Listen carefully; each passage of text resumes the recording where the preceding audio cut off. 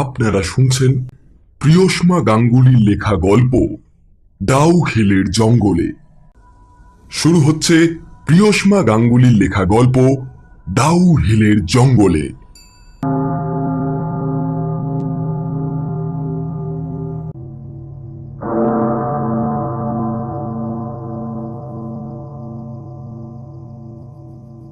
ঘড়ির কাঁটা জানান দিল তখন রাত 2টো। চোখ ঘুমে জুড়ে আসছে, কিন্তু ঘুমানোর কোনো জো নেই। রিমি আমার পাশে শুয়ে সমানে এপাশ ওপাশ করে যাচ্ছে, আর মাঝে মাঝেই আঁতকে আঁতকে উঠছে। আমি ওকে জিজ্ঞেস করলাম, কি গো, ঘুমাচ্ছে না? না, কিছুতেই ঘুম আসছে না আজ। রিমির গলায় ক্লান্তির ছাপ স্পষ্ট।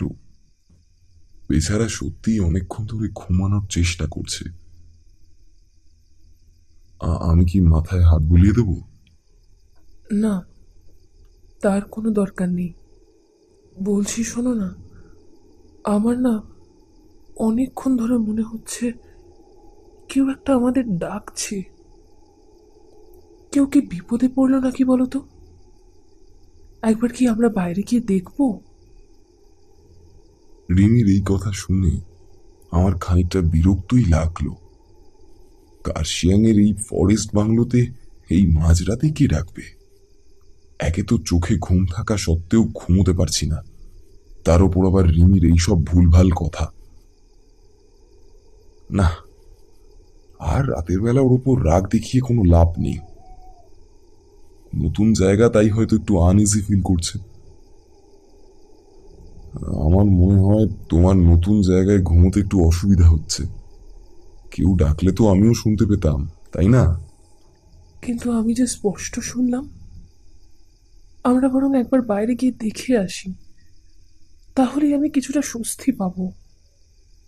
আমি বুঝলাম যে এছাড়া আর কোনো উপায় নেই। যদি আর বাকি রাতটুকু আমাকে ঘুমোতে হয়, তাহলে একবার বাইরে গিয়ে দেখে আসতেই হবে।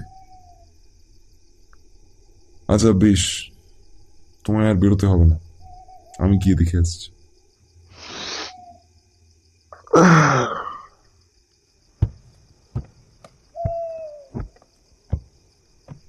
আমি তো কারোর কোনো ডাকই শুনতে পাইনি। গোটা জঙ্গল থেকে খালি ঝিঁঝি আর তার সঙ্গ দিয়ে পেঁচা ডেকে চলেছে। ঘরের দরজাটা খুলে ড্রয়িং রুমের দিকে এগিয়ে আমি লাইটটা জ্বালালাম। ড্রয়িং রুম পেরিয়ে সামনেই বারান্দা। বারান্দার কাঁচের স্লাইডিং ডোরটা খুলে বাইরে গিয়ে দাঁড়ালাম। বারান্দার ছোট্ট আলোটা জ্বলছে। আমাদের ছোট্ট বাংলোটা জঙ্গলের একদম সীমানায়। বাংলো থেকে 5-10 মিটার দূর থেকেই শুরু হচ্ছে জঙ্গলের সীমানা। দার্জিলিং থেকে মাত্র 30 কিলোমিটার দূরে অবস্থিত এই হিল স্টেশন। এখানকার নাম হলো ডাউ হিল। 3 মাসের জন্য আমার ট্রান্সফার হয়েছে এই জায়গায়। আজই এখানে এসে পৌঁছেছি। এসে থেকে বেশ ভালোই লাগছে জায়গাটা। সুন্দর পাহাড়ি রাস্তা, অর্কিডের বাগান, পাহাড়ের মধ্যে ঘন জঙ্গল, ঘন সবুজে ঘেরা অর্কিডের প্রাচুর্যে এই জায়গাটাকে ল্যান্ড অফ অর্কিডসও বলা হয়। জঙ্গলটা বেশ শান্ত। রাতের বেলা সে জঙ্গলের ভেতরে চোখ পড়লেই গাটা একটু ছমছম করে ওঠে। আর সেই জঙ্গলের মধ্যমণি হয়েই মহিরুহের মতন দাঁড়িয়ে রয়েছে আমাদের এই বাংলো। জঙ্গলের হাওয়া এসে শরীর ছুঁয়ে যাচ্ছে। কই, কোথাও তো কেউ নেই। আমার ধারণাই তাহলে ঠিক হলো, রিমি নতুন জায়গাতে একটু সমস্যা হচ্ছে। যাই, ওকে গিয়ে বুঝিয়ে বলি। ঘরে চলে আসতেই যাব, ঠিক এমন সময় মনে হলো জঙ্গলের মধ্যে যেন কিছু একটা ঢুকে গেল।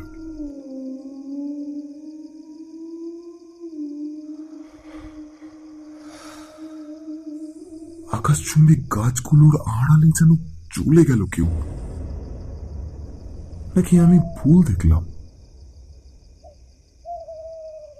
না, চোখে ঘুম তাই হয়তো ভুলই দেখেছি। যাই ঘরে গিয়ে রিমিকে বোঝাই, ও না ঘুমলে আমারও আজকে আর ঘুম হবে না। বারান্দার দরজাটা আটকে দিয়ে ড্রয়িং রুমের আলোটা নিভিয়ে ঘরে চলে এলাম আমি। রিমি তখনও বসে রয়েছে চুপ করে। আমাকে দেখে মনে হলো ও ধরে প্রাণ ফিরে পেল। কি, কাউকে দেখলে? কেউ কি ডাকছিল আমাদের? না না, কেউ নেই। কেই বা থাকবে বলতো? এত রাতেই জঙ্গলের মধ্যে কে থাকবে? না, আর চিন্তা না করে এবার ঘুমিয়ে পড়ো। কোথাও কেউ নেই, তুমি ঘুমাও নিশ্চিন্তে। এই বলে রিমির মাথায় হাত বুলিয়ে দিতে দিতে আমিও কখন যে ঘুমিয়ে পড়েছি আর খেয়াল নেই।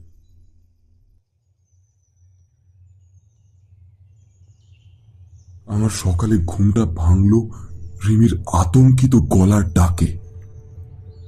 নিঝড়, নিঝড়, ওঠো, ওঠো জলদি, নির্ঝর। উফ, কি হলো? কি আবার? আমি তোমাকে কাল রাতে বললাম না, কেউ একটা এসেছিল, সত্যি এসেছিল। চলো জলদি, বারান্দায় চলো, শিগগির দেখবে, চলো। রিমির কথায় আমি তাড়াতাড়ি করে খাট থেকে উঠে বারান্দায় গেলাম। ওখানে গিয়ে দাঁড়াতেই আমার হাত পা একেবারে ঠান্ডা হয়ে এলো। দেখলাম একটা ছেঁড়া ফাটা জামা, সেটার বেশিরভাগ জায়গা রক্তে ভেজা। দেখে যতদূর মনে হলো রক্তের দাগটা খুব পুরনো নয়, তাজা। রিমির চিল্লামিল্লিতে ততক্ষণে আমাদের বাংলোর কেয়ারটেকার এসে হাজির হয়েছে ওখানে। क्या बात है साहब जी, कुछ तकलीफ हुआ क्या? अरे बाप रे, ये कहां से आया? আরে লামা, তুমি? হ্যাঁ, আমরা তো সেটাই ভাবছি। এইসব কি, কোথা থেকে এলো? साहब जी, ये शायद किसी जंगली जानवर का काम है। यहाँ हमेशा ही कुछ जंगली जानवर ऐसा ही काम करता रहता है। লামার কথায় আমি কিছুটা স্বস্তি পেলাম। রিমির মুখটা তখনও ফ্যাকাশে হয়েছিল। এক দৃষ্টিতেই তখন ওই ছেঁড়া জামাটার দিকেই রিমি তাকিয়েছিল। আমি তখন লামাকে বললাম ওই ছেঁড়া জামাটা যাতে ও সরিয়ে দেওয়ার ব্যবস্থা করে, আর ব্রেকফাস্টটা যাতে তাড়াতাড়ি দিয়ে যায়। রিমি কেমন যেন ঝিম মেরে দাঁড়িয়েছিল। রিমি, হেই রিমি। হ্যাঁ, হ্যাঁ, বলো। আমার ডাকে সম্বিত ফিরল রিমির। আরে চলো, ঘরে চলো, এখানে আর দাঁড়ানোর প্রয়োজন নেই, চলো। হ্যাঁ, চলো। বেলা 10টা নাগাদ লামা আমাদের ব্রেকফাস্ট দিয়ে গেল বারান্দার টেবিলে।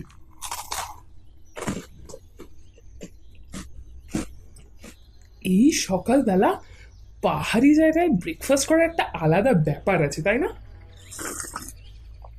আহ, সত্যি এটা মন্দ বলনি কিন্তু। ঠান্ডা ঠান্ডা হাওয়া আর সঙ্গে গরম চা আর টোস্ট, আমেজই আলাদা। আহা, আর দাঁড়াও। আচ্ছা লামা, এই জঙ্গলটা একবার ঘুরে দেখলে হয় না? আমাদের তো এই দুদিনই সময়, পরশু থেকে তো কাজে চলে যেতে হবে। তার আগে কি একবার ঘুরে দেখা যায়? কি বলো? हाँ साहब जी, वो आप लोग घूम के देख सकते हैं।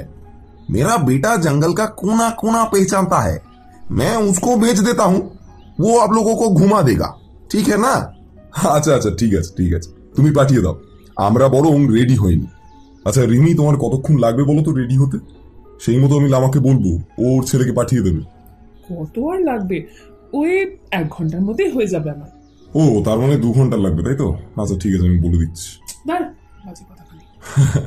লামা, তুমি একটা কাজ করো, 2 ঘন্টার মধ্যে পাঠিয়ে দাও। তোমার বৌদির কথা শোনো না আবার। এই যা, এই তোমার ছেলের নামটা কি গো? সেটাই তো জানা হলো না। কি নাম বলো? साहब जी, उसका नाम सिल्बू है। বাহ, বেশ সুন্দর নাম তো। আচ্ছা ঠিক আছে লামা, শোনো, আমরা ভেতরে যাচ্ছি রেডি হওয়ার জন্য। তুমি কিন্তু সময় মতো শিলবুকে পাঠিয়ে দিও, ঠিক আছে? हाँ हाँ साहब जी, ठीक है। তারপর আমরা ঘরে যাই রেডি হওয়ার জন্য। ইতিমধ্যেই দরজায় ঠক ঠকের শব্দ হয়। ওই দেখো, শিলবু এলো বোধ হয়। ও হ্যাঁ, দাঁড়াও, দরজাটা আমি খুলে দিই।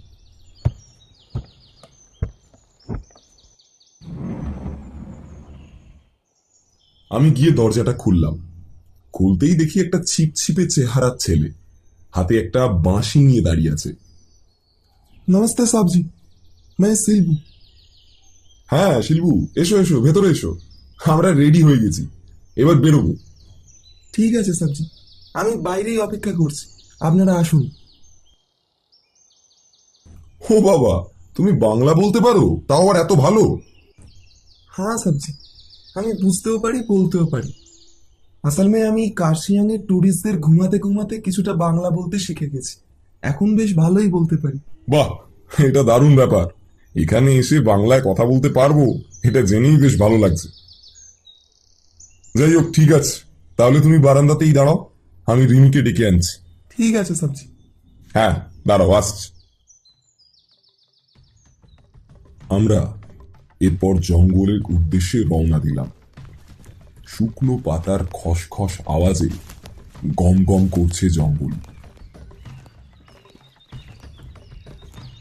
শিল্পু চলেছে সামনে সামনে, ও আবার জঙ্গলের মাঝের রাস্তার পাতাগুলো সরিয়ে সরিয়ে আমাদের জন্য রাস্তা করে দিচ্ছে। শিল্পু ছেলেটা ভারী মিষ্টি। আমি রিমির হাতটা ধরে এগোচ্ছি ঘন গভীর জঙ্গলে। এরই মধ্যে রিমি শিল্পুকে প্রশ্ন করল, আচ্ছা শিলবু, এই জঙ্গলে কি খুব হিংস্র কিছু জানোয়ার আছে? আহ, মানে ওই মানুষ খেকো কিছু জানোয়ার? মানুষ খেকো জানোয়ার তো আমি খুব একটা দেখিনি ম্যাডাম জি। থাকার মধ্যে থাকতে পারে এখানে হরিণ, সাপ আর মাঝে মাঝে দুটো হাতি। আর হ্যাঁ, পাপা বলে এই জঙ্গলে নাকি খতরনাক এক জানোয়ার আছে। তবে ম্যাডাম জি, আমি কখনো সে জানোয়ার দেখিনি। রিমি একবার আমার দিকে সন্দেহের দৃষ্টিতে তাকালো। নিশ্চয়ই ও সকালের ওই ছেঁড়া জামাটার কথাই ভাবছে।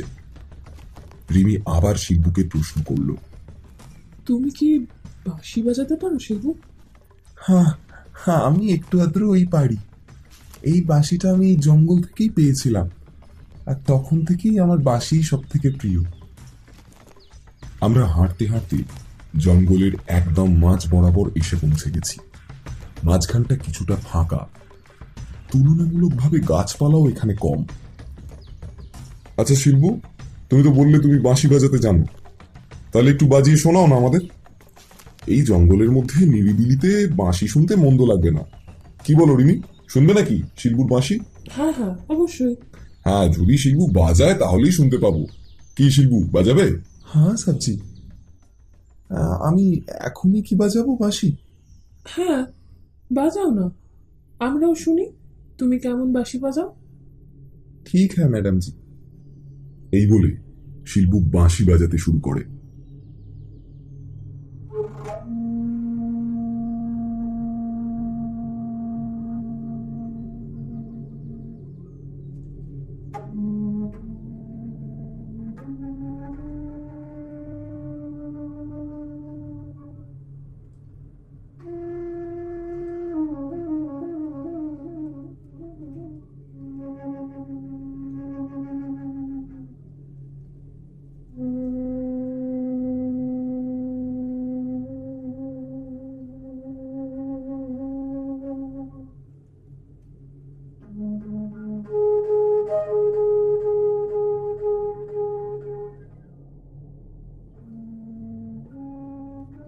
এই বাঁশির শব্দে যেন আরো নিস্তব্ধ হয়ে উঠেছে জঙ্গল।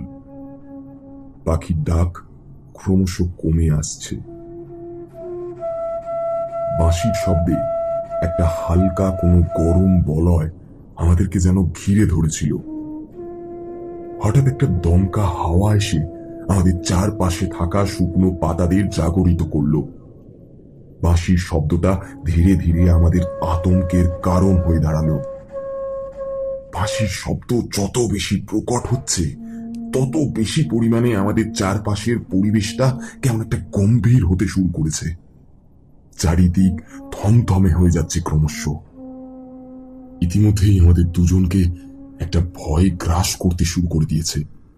আমরা কিছুতেই বুঝতে পারছিলাম না জঙ্গলের পরিবেশের হঠাৎ করে এই আমূল পরিবর্তন কেন হলো। তখনই রিমি আমাকে বলল, নির্ঝর, নির্ঝর, আমার খুব ভয় করছে। চলো আমরা বাংলোতে ফিরে যাই।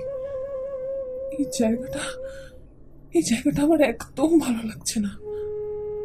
তাড়াতাড়ি এখান থেকে চলো, ফিরে যাই আমরা বাংলোতে। রিমি আমার হাতটা শক্ত করে চেপে ধরে রেখেছে। কিন্তু কি অদ্ভুত ঘটনা, এত কিছু ঘটে যাওয়ার পরও শিলবুর বাঁশি বাজানো থামছে না। এই দেখে আমি মনে সাহস জোগাড় করে শিলবুকে একটা ধাক্কা দিয়ে ডাকলাম, শিলবু, এই শিলবু, এইসব কি হচ্ছে কি এখানে? আরে এই শিলবু, তুমি আগে তোমার এই বাঁশি বাজানো থামাও। আরে এই শিলবু, শুনতে পাচ্ছ? আমার ডাকে শিলবুর সম্বিত ফিরল। শিলবুর বাঁশির আওয়াজ থামতেই চারিদিকটা কেমন জানি থম মেরে গেল। মনে হচ্ছিল সবকিছু যেন থেমে গেছে, শুধু আমাদের শ্বাস প্রশ্বাসটাই যেন চলছে, আর বাকি সবকিছুই যেন কেউ একটা বন্ধ করে রেখেছে তার নিজস্ব ক্ষমতায়। চলো এখান থেকে, আমরা আগে বাংলোতে ফিরে যাই, তারপর ওখানে গিয়ে তুমি যত ইচ্ছা বাঁশি বাজিও। हाँ हाँ हाँ সাবজি, আসল মে আমি যখন সেই সুরটা বাঁশিতে বাজাই তখন আর কোনো কিছুই আমার কানে আসে না। আমি কিছুই বুঝতে পারি না কি ঘটে যাচ্ছে চারিদিকে। আমি শুধু এক মনে আমার প্রিয় সুরটা বাজিয়ে যাই। সে তুমি যত ইচ্ছে বাজাও বাবা, কিন্তু তার আগে আমাদেরকে বাংলোয় পৌঁছে দাও। আমি আর এই ভয়ানক জঙ্গলের মধ্যে থাকতে পারছি না। আমার এখানে কেমন একটা করছে। মনে হচ্ছে এখানে কিছুক্ষণ থাকলে আমার দমটা বন্ধ হয়ে আসবে। তুমি তাড়াতাড়ি করে আমাদের বাংলোতে নিয়ে চলো শিল্প। হ্যাঁ হ্যাঁ, চলুন ম্যাডাম জি, আমি নিয়ে যাচ্ছি। আমরা যথারীতি শিলবুর দেখানো পথ ধরে বাংলোর দিকে হাঁটা শুরু করলাম। শিলবুর বাজানো ওই বাঁশির সুরটা আমার বড্ড অদ্ভুত লাগছিল। কৌতূহল ধরে রাখতে না পেরে আমি শিলবুকে প্রশ্ন করলাম, আচ্ছা শিলবু, এই বাঁশিটা তুমি জঙ্গল থেকেই পেয়েছিলে? হ্যাঁ সাবজি, জঙ্গলের একদম সীমান্ত থেকে পেয়েছিলাম। এই বাঁশিটা কার বা এটা কোথা থেকে জঙ্গলে এলো সেসব বিষয়ে তুমি কি কিছু জানো? ওপাশ থেকে আর কোনো উত্তর এলো না। রিমি তখন তাড়াতাড়ি করে বলল, আহ, কি হচ্ছে কি? একটা বাচ্চা ছেলে একটা বাঁশি পেয়েছে জঙ্গল থেকে, তা নিয়ে ওকে এত প্রশ্ন করছো কেন বলো তো? আশ্চর্য। আরে তুমি বুঝতে পারছো না ব্যাপারটা? ওই বাঁশিটার সুরটা কেমন একটা অদ্ভুত ধরনের। ওটা বাজতেই জঙ্গলের পরিবেশটা কেমন একটা অশান্ত হয়ে পড়েছিল। আচ্ছা ঠিক আছে, থাক না সেসব কথা। এখন ভালোই ভালোই বাংলোতে ফিরতে পারলেই রক্ষে। এতক্ষণ আমরা নিজেদের মধ্যে কথা বলতে বলতে খেয়ালই করিনি যে শিলবু আর আমাদের মধ্যে নেই। এই শিল্পু কোথায় গেল? এই শিল্পু, শিল্পু, কোথায় গেলে তুমি? শিল্পু, শিলবু, এই শিলবু, শিলবু, শিল্পু। শিলবু। শিলবুকে দেখতে না পেয়ে আমরা জঙ্গলের মধ্যে দিয়ে দৌড়াতে শুরু করলাম। দৌড়াতে দৌড়াতে আমরা দুজন একটা অন্য দিশায় এগিয়ে গেলাম। শিলবু, শিলবু, শিলবু, এই শিলবু।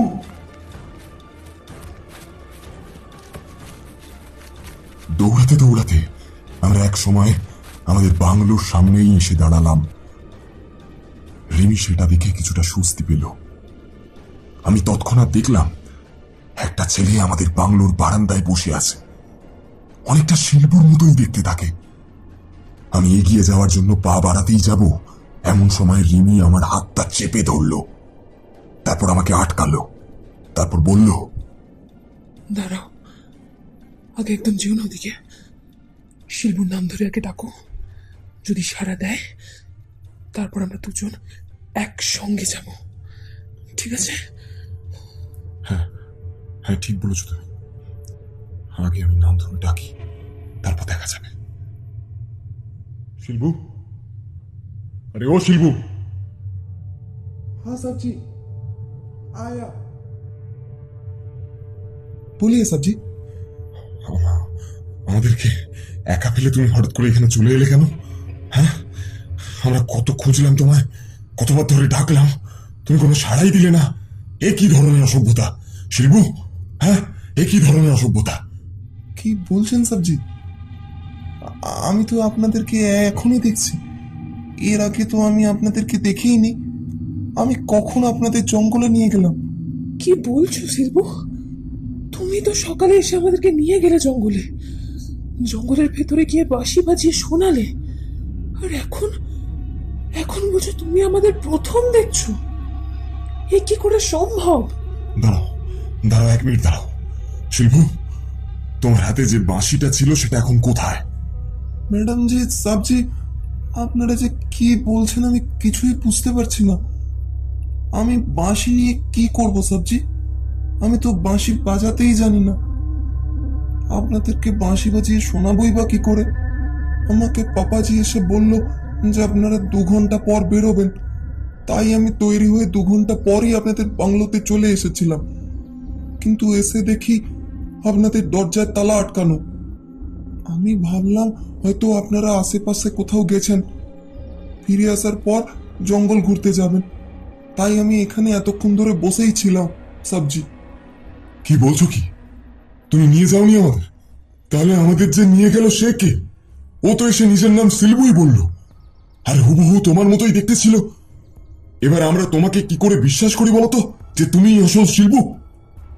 এই এই, তুমি শিলবুকে কোথাও পাচার করে দাওনি তো? তুমি শিলবুর ছদ্মবেশ নিয়ে নিশ্চয়ই আমাদের ক্ষতি করতে এসেছো।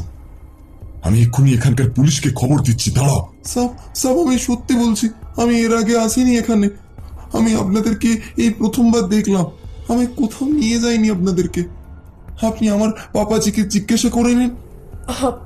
নির্ঝরকে ছেড়ে দাও, আমার মনে হয় ও সত্যি কথাই বলছে। क्या हुआ साहब जी? सिल्बू ने कुछ किया है क्या? पापा जी, मैंने कुछ नहीं किया। साहब जी क्या सब बता रहे हैं हमारे बारे में? क्या हुआ है साहब जी, हमको बताइए ना। তখন আমি লামাকে পুরো ঘটনাটা খুলে বলতেই লামার মুখটা কেমন একটা শুকিয়ে এলো। साहब जी, अब लोग यहाँ से चले जाइए साहब जी। ये जंगल अच्छा ना आचे साहब जी। चले जाइए यहाँ से, चले जाइए साहब जी। ও আচ্ছা, এবার আমি তোমাদের খেলাটা বুঝতে পেরে গেছি। আমাদের এই করে ভয় দেখিয়ে এই বাংলো থেকে তাড়াতে পারলেই তোমাদের সুবিধা। বাহ বাহ বাহ বাহ, দারুণ ফন্দি এঁটেছো তো বাপ বেটা মিলে। হ্যাঁ, তার মানে আজ সকালে ওই রক্তমাখা শার্টটাও তোমরাই রেখেছিলে। এইবারে বুঝতে পারছি পুরো খেলাটা। না না সাবজি, হ্যাঁ আপনি ভুল বুঝছেন আমাদের। আমরা কিচ্ছু করিনি সাবজি। পাপাজি তো আপনাদের সাবধান করলেন শুধু। এই জঙ্গলে এর আগেও এরকম ঘটনা ঘটেছে। এই জঙ্গল আপনাদেরকে একবার টেনেছে সাবজি, এরপর আপনাদেরকে শান্তিতে এখানে থাকতে দেবে না সাবজি। আপনারা যদি নিজেদের ভালো চান তাহলে এখান থেকে চলে যান সাবজি, চলে যান। নির্ঝর, নির্ঝর, ওরা আমাদের ভালোর জন্যই তো বলছে। চলো চলো, আমরা এখান থেকে চলে যাই। কাল রাতেও তো আমি তোমাকে বললাম আমার এখানে একদম ভালো লাগছে না নির্ঝর। এখানে থাকাটা ঠিক হবে না আমাদের। যদি কোনো বিপদ হয়ে যায় আমাদের, তার চেয়ে বরং ফিরে যাই। চলো ফিরে যাই। তুমি একটু চুপ করো রিমি, তুমি ওদের কারসাজিটা বুঝতে পারছো না।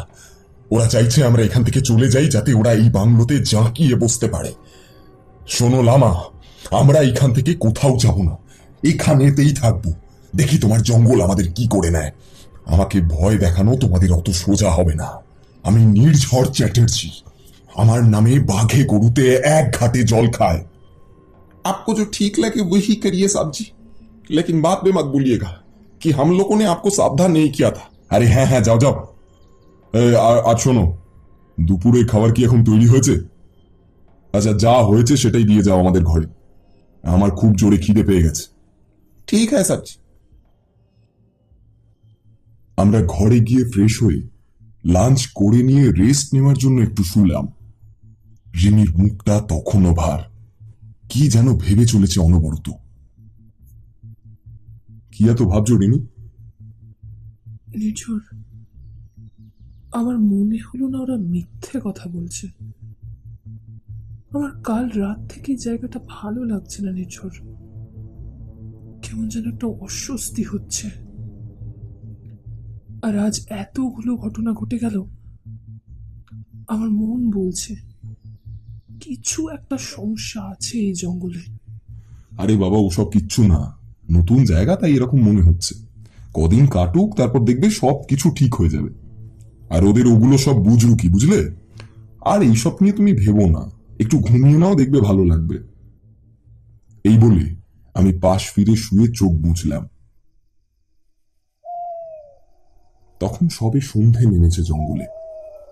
আমার যখন ঘুম ভাঙল, তখন পাশে হাত রাখতেই দেখলাম রিমি পাশে নেই। আমি কিছুটা অবাক হই রিমির নাম ধরে ডাকতে লাগলাম, রিমি, এই রিমি, কোথায় গেলে? রিমি, এই রিমি। কোথাও রিমির কোনো সাড়া নেই। ড্রয়িং রুম পেরিয়ে বারান্দায় যেতে গিয়ে দেখি পায়ে যেন কিছু একটা ঠেকলো। আলো জ্বালাতে গিয়ে দেখি কারেন্ট নেই। তাড়াহুড়োয় আমি মোবাইলটাও ঘর থেকে আনতে ভুলে গেছি। হাত দিয়েই বোঝার চেষ্টা করলাম জিনিসটা কি। এ তো রিমির চুলের কাঁটা। রিমি কোথায় গেল? রিমি, হে রিমি, রিমি, হ্যাঁ রিমি। আমি দৌড়ে গেলাম বারান্দার স্লাইডিং ডোরটার সামনে। কই, জঙ্গল ছাড়া তো আর কিছুই দেখা যাচ্ছে না। হঠাৎ করে আমার চোখের সামনে বারান্দার কার্নিস থেকে একটা দেহ উল্টো হয়ে ঝুলে পড়ল। চুলে মুখ ঢাকা, চেহারাটা হুবহু রিমির মতন। দেহটা দেখে টুপ টুপ করে রক্ত ঝরছে। বারান্দা ভরে উঠেছে রক্তে। আমি আর নিজেকে সামলাতে পারলাম না। আমার শরীর যেন হালকা হয়ে এলো। তারপর আর কিছু মনে নেই আমার।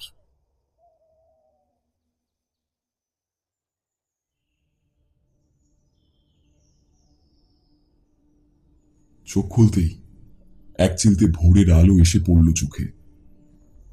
দেখলাম রিমি আমার পাশেই বসে আছে, বেচারা ঘুমিয়ে পড়েছে। আমি হাতে ভর দিয়ে উঠতেই দেখি রিমি ধরফর করে উঠে পড়ল। কি হয়েছিল কাল তোমার? পড়ে গিয়েছিলে কি করে? আমি রাতের বেলা বাথরুমে গিয়েছিলাম, তখনই দেখলাম কারেন্ট চলে গিয়েছে। আমি বাথরুম থেকে এসে ঘরে তোমায় খুঁজে দেখলাম তুমি ঘরে নেই। দৌড়ে ড্রয়িং রুমে গিয়ে দেখলাম তুমি সোফার সামনে পড়ে আছো। আমি তো তোমাকে খুঁজতে খুঁজতে বারান্দার সামনে গিয়েছিলাম, তারপর ওখানে গিয়ে দেখি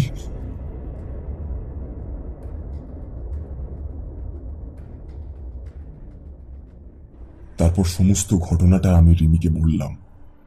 সবটা শোনার পর রিমি হতবাক হয়ে যায়। আচ্ছা, আমি তো ওখানে পড়েছিলাম, তুমি একা কি করে আমাকে ঘরে আনলে? তোমার ওই অবস্থা দেখে আমার আর মাথার ঠিক ছিল না। আমি সঙ্গে সঙ্গে লামাকে ডাকি ফোন করে। ওর ছেলেকে সঙ্গে করে নিয়ে আসে। ওরা এসে তোমাকে ধরে এই ঘরে শুইয়ে দেয়। সারাটা রাত এখানেই বসেছিল ওরা। এই কিছুক্ষণ আগে ভোরের আলো ফুটতেই ওরা বাড়ি ফিরে গেছে। ইস, কালকে কি ব্যবহারটাই না আমি করেছি ওদের সঙ্গে। ছি ছি ছি ছি। আর ওরাই আমাদের এত বড় সাহায্য করলো। ছি ছি ছি। আমার কথা শেষ হতে না হতেই আমাদের ঘরের মধ্যে লামা ঢুকে এলো এক গ্লাস গরম দুধ নিয়ে। साहब जी, ये लीजिए, थोड़ा सा गर्म दूध पी लीजिए। ওহ লামা, এসো এসো এসো, আমায় ক্ষমা করে দিও লামা। আমি তোমাদের সঙ্গে কালকে যে ভীষণ খারাপ ব্যবহারটা করেছি তার জন্য আমাকে ক্ষমা করে দিও। এটা আমার একদম করা উচিত হয়নি লামা। Sorry, extremely sorry. ऐसे मत बोलिए साहब जी, आपको कैसे मालूम होगा इस जंगल का राज? এই জঙ্গলের মধ্যে কি এমন আছে লামা যার জন্য এমন সব ঘটনা ঘটছে আমাদের সঙ্গে? रुकिए साहब जी, मैं शिल्बू को बुलाता हूँ। वो सब खबर इस घर के मालिक से पता लगाया था। शिल्बू, अरे बेटा शिल्बू, अरे आ बेटा। हाँ पापा जी बोलिए। साहब जी और मैडम जी को इस घर का सब कहानी सुनाओ। जी पापा जी।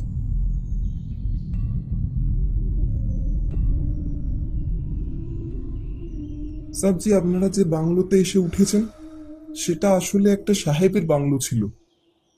সাহেব খুব সুন্দরভাবে বাংলাতে কথা বলতে পারতেন।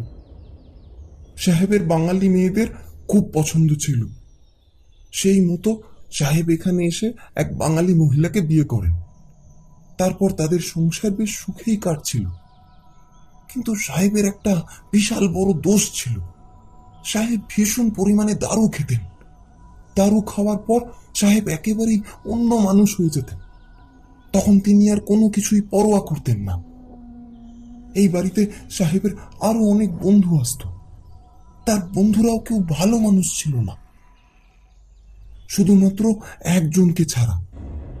সাহেবের সকল বন্ধুদের মধ্যে একজন বৃদ্ধ ব্যক্তি ছিলেন অভিষেক বসু। উনি খুব ভালো মানুষ ছিলেন। উনি যতদিন বেঁচে ছিলেন সাহেব ততদিন সেরকম কোনো খারাপ কাজে যুক্ত হতে পারেনি। অভিষেক বাবু হাইকোর্টের বিশাল বড় একজন উকিল ছিলেন, তাই সাহেব ওনাকে অনেক মান্য করে চলতেন। বলা ভালো, উনি ওনাকে কিছুটা ভয়ই পেতেন।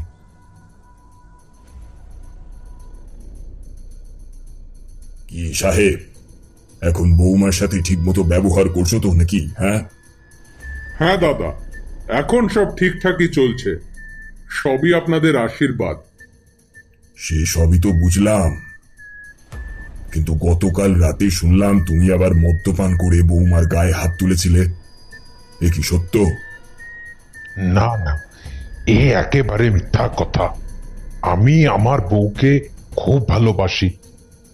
আগে একবার ভুলবশত মদের ঘোরে ওর গায়ে হাত তুলেছিলাম, কিন্তু কিন্তু আপনি সেইবার বলার পর থেকে এখন আর ওসব করি না। তা তোমার কথা সত্যি হলেই ভালো। দেখো, বৌমা কিন্তু বড় লক্ষ্মীমন্তর মেয়ে। ওকে যত্নে রেখো সাহেব, এ আমার তোমার কাছে অনুরোধই বলতে পারো। আশেপাশের লোক তোমার নামে আমার কাছে নিন্দে করে, সে আমার একদম ভালো লাগে না।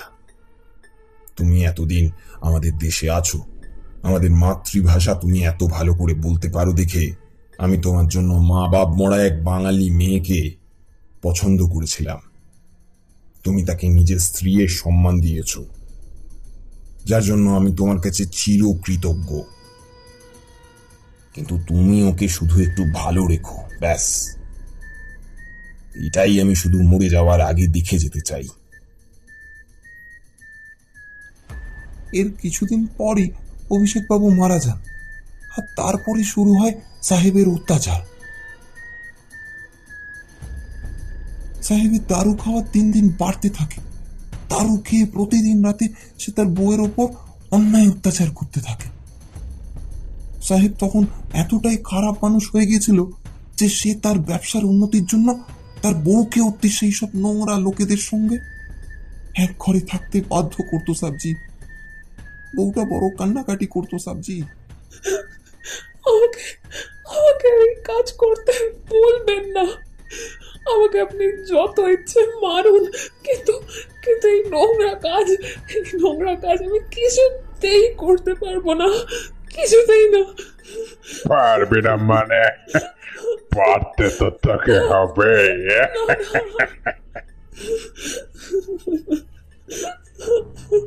না না না, আমাকে আমাকে ছেড়ে দিন। আমি আমি এখান থেকে অনেক দূরে চলে যাব, কিন্তু কিন্তু আমি এই কাজ করতে পারবো না। ছেড়ে দিন। আরে কৌশিক বাবু, আসুন আসুন, আপনি তাহলে আমার বাংলোতে অবশেষে এলেন। ঠিক আছে ঠিক আছে, তা এই হলো আপনার ঘর। আর এই হলো আপনার let's have a good night tonight best of luck and have fun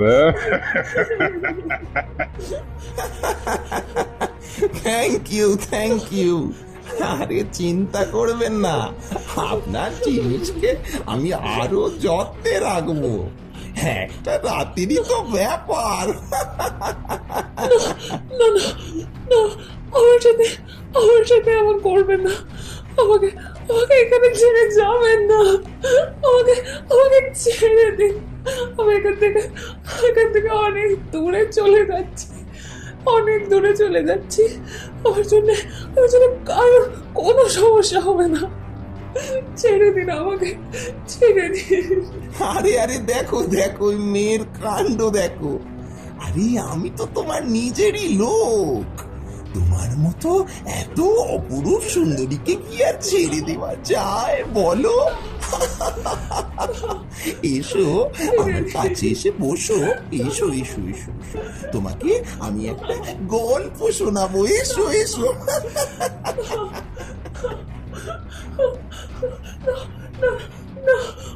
আপনি আমার কাছে আসবেন না, একদম না। আমাকে ছেড়ে দিন। বাঁচাও, বাঁচাও আমাকে। এই তো আমি তো তোমাকে বাঁচাতে এসেছি। এসো এসো, কাছে এসো। আরে কি মুশকিল, কাছে না এলে বাঁচাবো কি করে তোমাকে? এসো এসো এসো, কাছে এসো। দেখবে দেখবে তুমিও খুব মজা পাবে। ওই সাহেবের থেকে আমি বেশি তোমাকে আরাম দেব। এসো এসো এসো। এই তো পেয়েছি।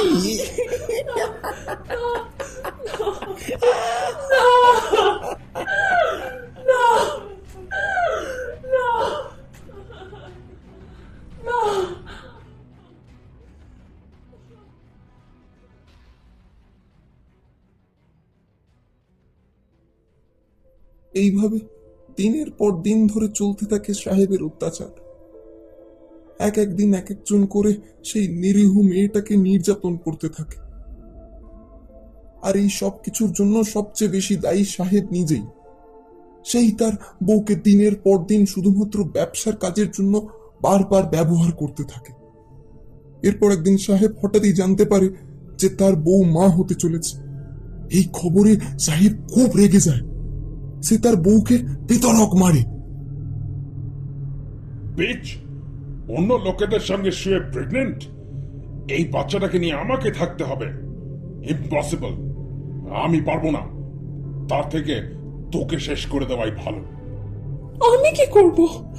তুমি তো আমাকে এতদিন পর্যন্ত এই সমস্ত নোংরা লোকেদের সঙ্গে শুতে বাধ্য করেছো। তোমার বিজনেসের জন্যই তো আমাকে এইসব নোংরা কাজ করতে হয়েছে। কিন্তু আমার পেটে যে আসছে, সে তো কোনো দোষ করেনি। সে তো নিষ্পাপ, বলো। ও তো এসব কিছুই জানে না। ও তো তোমারও সন্তান হতে পারে। ও বাবা, আবার মুখে মুখে এত কথা। খুব বুলি ফুটেছে দেখছি। আগে তো একেবারে শান্ত মেয়ে ছিলি, এখন তো দেখছি খুব কথা হয়েছে। হ্যাঁ, আর কথা বলবি মুখে মুখে? যেই একটু ভালোভাবে কথা বলেছি, অমনি সালি খুব বুলি বেরিয়েছে। আমি তো কিছুই বলিনি। তুমি আমার স্বামী, তুমি আমাকে যেমন রাখবে আমি তো তেমনই থাকবো। কিন্তু কিন্তু শুধু এই নিরীহ বাচ্চাটার কিছু ক্ষতি করো না। এই বাচ্চাটার কোনো ক্ষতি করো না। আমার জীবনটা পুরো শেষ করে দিল এই খানকি মাগি।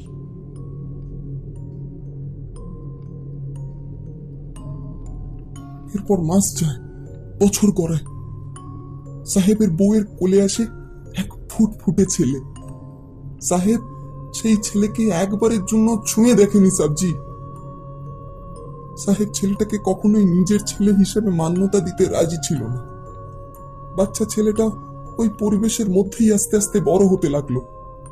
ছোটবেলা থেকে বাবার স্নেহ ভালোবাসা থেকে বঞ্চিত ছিল সে, তাই সে সব সময়তেই মন মরা হয়ে বসে থাকত।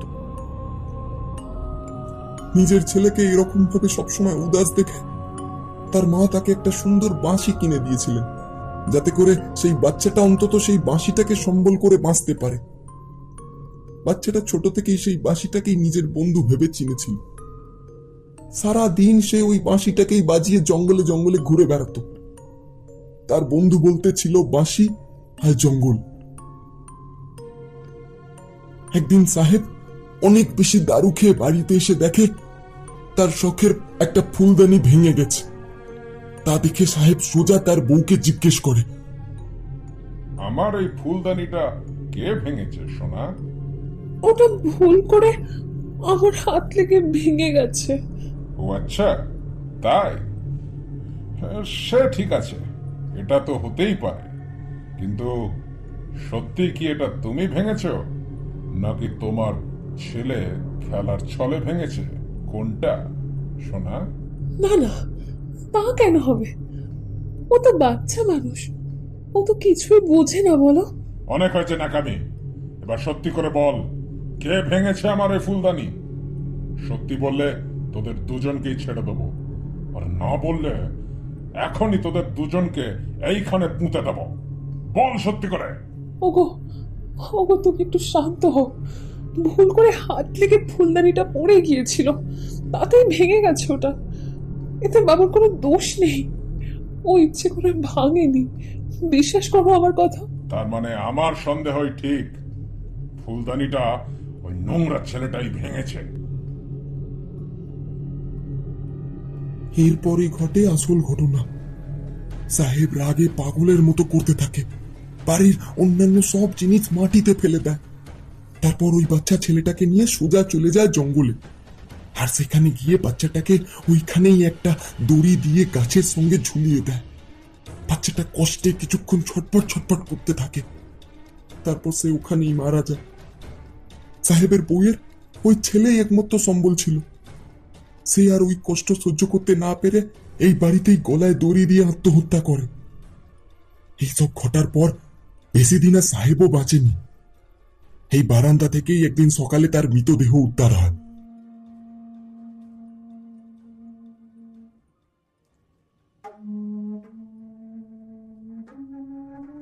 এই কে কে ওখানে? এই এই বেরিয়ে আয়, কে ওখানে? আমি যদি এখান থেকে উঠি তাহলে কিন্তু তুই যেই হোস বাঁচবি না। ভালোই ভালোই বেরিয়ে আয়।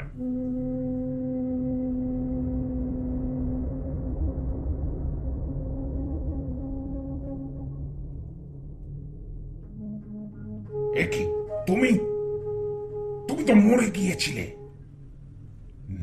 না না না, মনে হয় আজকে একটু বেশি ড্রিঙ্ক করে ফেলেছি আমি, তাই হবে। তাই ভুল ভাল স্বপ্ন দেখছি। না না না, এ হতে পারে না।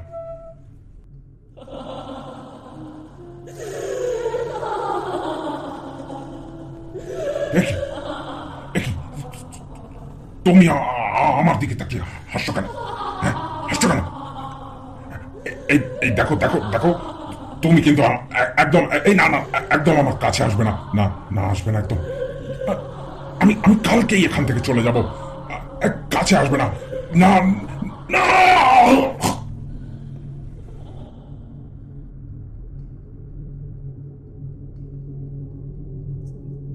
এরপর এক ব্যবসায়ী এই বাড়িটা কেনে।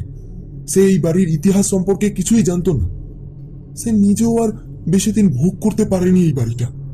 এখান থেকে সে কলকাতায় বাড়ি করে চলে যায়, আর ভাড়ার জন্য রেখে যায় এই বাড়িটা। কিন্তু তাতে আর কি সমাধান হয় সাবজি? তারপর থেকে যারাই এই বাড়িতে আছে তাদেরই কিছু না কিছু ক্ষতি হয়ে যায়। কেউ আর থাকতে পারে না এই বাড়িতে। আমরাও এখন আর এই বাড়িতে থাকি না। তাই আপনাকে বলছি সাবজি, এখান থেকে আপনারাও চলে যান, নইলে বড় কোনো ক্ষতি হয়ে যাবে আপনাদের।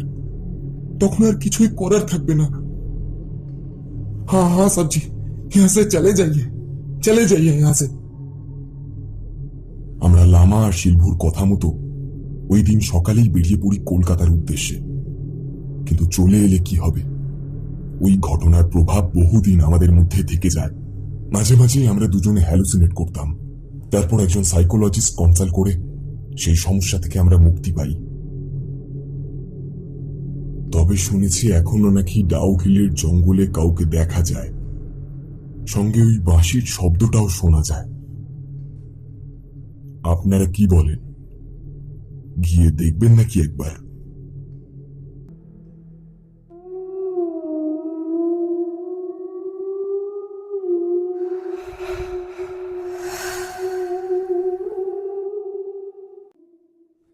আপনারা এতক্ষণ ধরে শুনলেন প্রিয়সমা গাঙ্গুলির লেখা গল্প ডাউ হিলের জঙ্গলে। গল্পটি যদি আপনাদের ভালো লেগে থাকে তাহলে গল্পটিকে একটি লাইক করবেন এবং কমেন্ট করে আপনাদের মতামত জানাতে ভুলবেন না। ধন্যবাদ।